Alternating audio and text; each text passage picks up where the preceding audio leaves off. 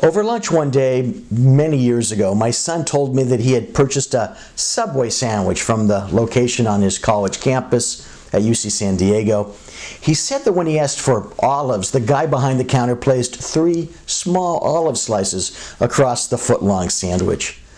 When my son asked for some additional olives, he said the guy put on 2 more slices.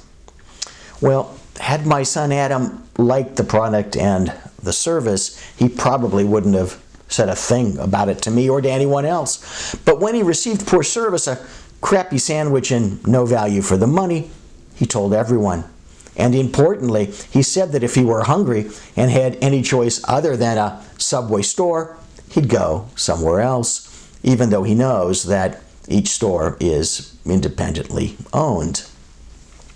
Of course, this is hardly a new observation. I'm not simply speaking about Subway sandwiches. After all, there are old expressions like one bad apple spoils the bunch.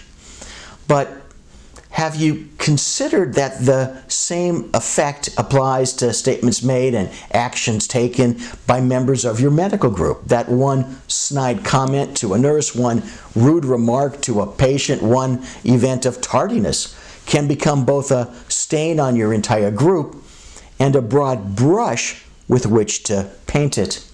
There are multiple lessons for medical groups contained within the Subway story. Certainly you need to hire for competence, but you also need to hire for personality and the understanding that no matter what the medical specialty, it is a service business. There's a need to manage personnel to meet high customer expectations, and that, of course, means that your group must have leadership, and that leaders must be permitted the time and incentivized to actually manage.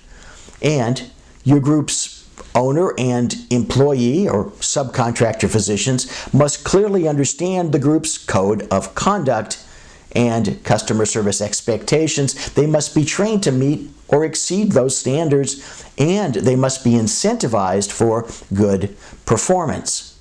Of course, you do have a choice. You don't have to take any of these actions, but then your customers, whatever you call them, can eat somewhere else.